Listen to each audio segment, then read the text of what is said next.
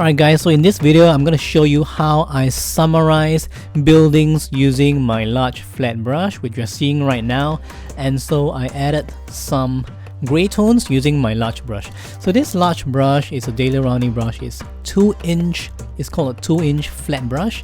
And I'm just going to use this brush to help me summarize the things that, make up this building, because I want the focal point to be the building in the middle right there, which you're seeing. It's so awesome to have this building right there in the middle. And so I want to make the sides kind of like fade out.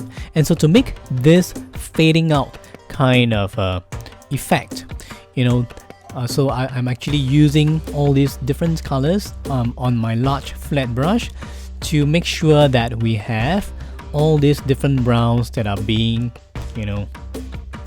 added, and this done by using horizontal strokes and vertical strokes. So it's best to do all these strokes when they are still wet. Like right now you can see that it's still wet, and once you are done with that large brush, we can use a smaller brush like this round brush right here to add in some of those horizontal strokes that will make up this darker areas in this summarized kind of a portion for the buildings, right? And so I'm gonna make sure that we have all these different kinds of strokes that are being added, and this will really make it come alive with all these different kinds of browns and different kinds of grays and all these yellows. And right now you're seeing that I actually want to make this part dark brown, and so I'm adding all these dark brown strokes using my brush. And using this brush can help us to do smaller areas rather than using that large brush all the time, which is done only for the larger areas, right? So this using that larger brush again, adding in some reddish kind of tones and adding in some orange kinds of tones, and that will help help us to have all these different kinds of strokes that are being added. And of course, using that brush, I'm just adding in some horizontal strokes and some vertical strokes that will give us all these amazing kinds of things that we are seeing. So at the top part of the building, you can see it's pretty much summarized, but at the bottom part here you can see it's a little bit more detailed as I'm using that brush to do more of those details, right? So I'm just using that brush right there to paint in some of those details, but it's still pretty summarized. I'm just using some of the dark tones and some of the brown tones, some of the light tones, and these will help us to create all these different kinds of patterns and different kinds of structures that you're seeing right now. So I use different shapes of different sizes and tones to depict objects. Right, so right here I'm actually using some of the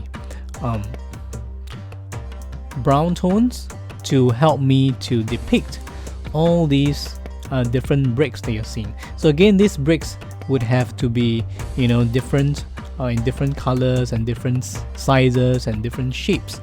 Okay, so this will add variations. This will make the entire area be more interesting because of all these different kinds of things that are going on.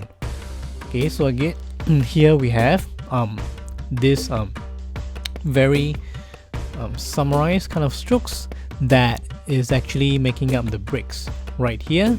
So it is not as summarized as those at the top, but you can see right now I'm actually using just some strokes on my brush to create that kind of summarized effect.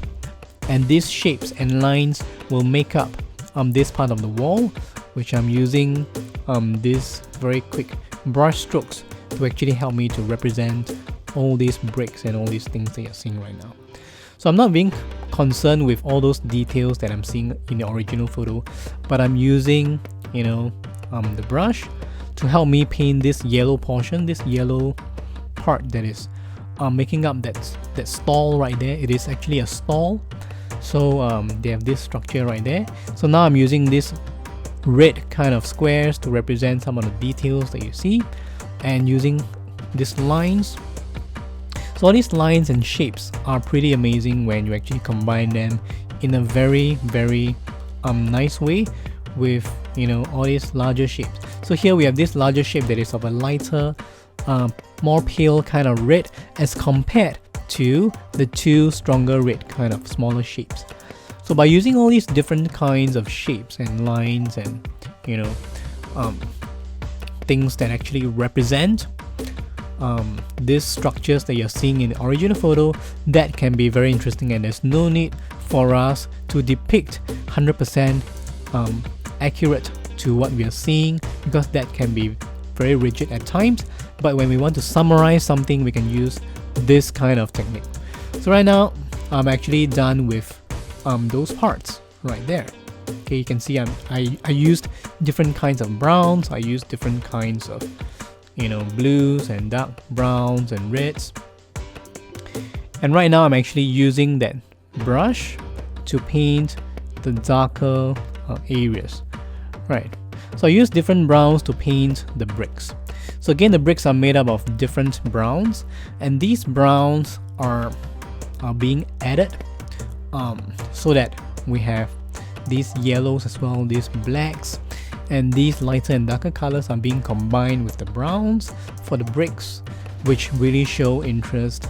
Again, the same principle as I mentioned earlier, with all these different and changing colors that will make the thing look more interesting, with all these changing color elements and changing shape elements. So in art, it is good for us to change, to design things like we don't want to follow exactly sometimes, so we can change the colors, we can change the shapes, we can change the thicknesses of the lines, we can change the arrangements of objects. So all these different things coming together would help us to really redesign the painting to our own liking, and it can even enhance a scene based on the original photo, and that is something that is really amazing when it comes to composing your own image, because we have the freedom to make it look even nicer than the original image itself. Right, so I'm just using that small brush to help me with some of the bricks right here, and it is something that I love to do using that small brush, because I actually love painting details, but these details have to be combined with different colors and different brush strokes, and by using this small brush, that can really help us to recreate all these different kinds of bricks that you're seeing, and all these different kinds of bricks and different shapes and lines are used to represent all these structures. So again, I'm repeating the same process right now, just using different browns, different yellows, reds, and dark areas to recreate this entire area that is made up of all these bricks, right? So again, you see longer bricks, shorter bricks, smaller bricks, thin lines, thick lines, again using all these variations to create this amazing scene. Right, so now I'm using this line to create those patterns, those structures at the top. So again, using the brush to help me to paint, leaving white, okay, those areas where I want to add in the details. So these brown areas can also be changed by adding warmer browns, adding red to the browns, by adding darker browns, by adding lighter browns. So all these changes will really help you to create this amazing kinds of things. So I use different hues, different colors to paint the semicircle. Right, so we are not there yet, we're almost there. So now I'm actually making these semicircle shapes that make up a very prominent part of this temple. So these semicircles are actually, tiles or patterns that make up the temple structure itself. So what I do is I use that large brush, that large round brush, to help me to paint the surroundings first. So leaving white those semicircles, which we'll paint later on, which we'll add on later, right? So I'm just trying to create the shape first, and then adding in the colors later.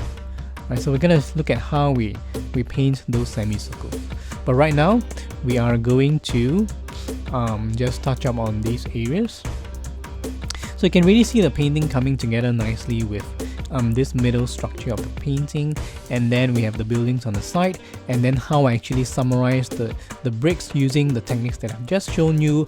And so this is how I actually made use of all these, you know, different techniques and different kinds of ways to actually help me to paint all this amazing kinds of the structure for the temple. And so right now I'm using that brush to help me to paint the surroundings of the semicircle, and these semicircles will be filled in with different colors later, which I will show you. And so using this brush right here, I'm actually painting in some of the browns, again trying to change the brown to a darker brown right now, so that we have slightly different brown, and then back to a lighter brown.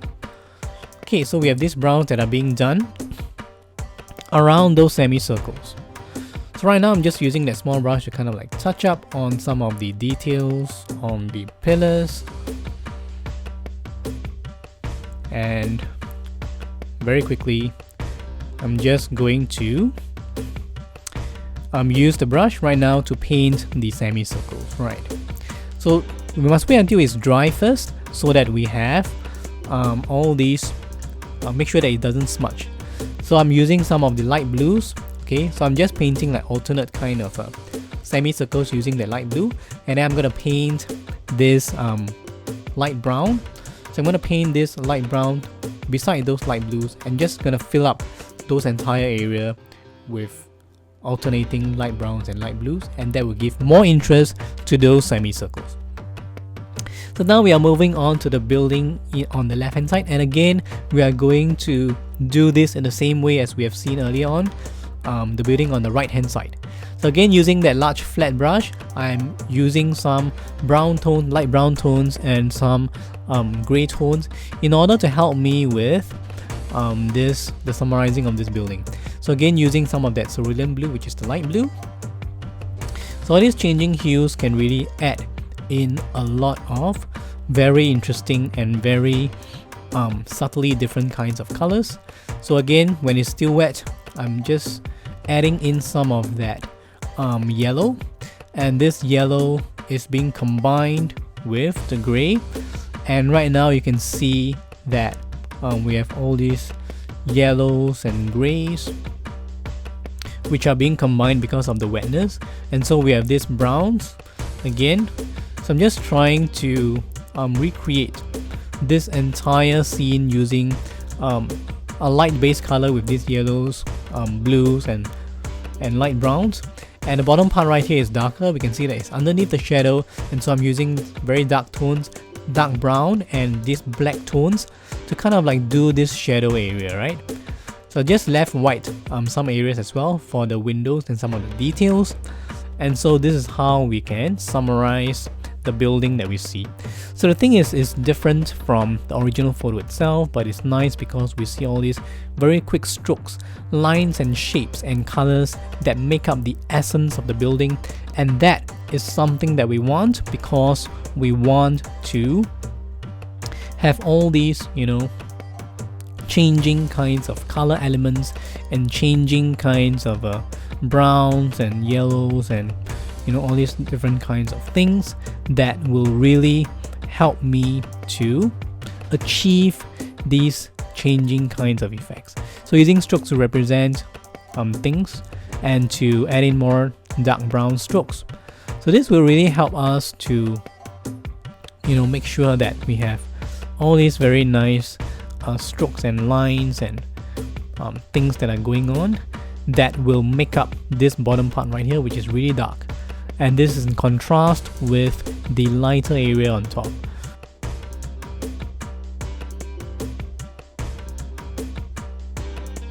Hey everyone, it's KY Tom here. Thank you for watching my video. If you enjoyed my video, please hit the like button and comment down below. Do consider to subscribe to my channel for more art videos. Check out the links on the description below to find out more about my art, and I hope to see you in the next one.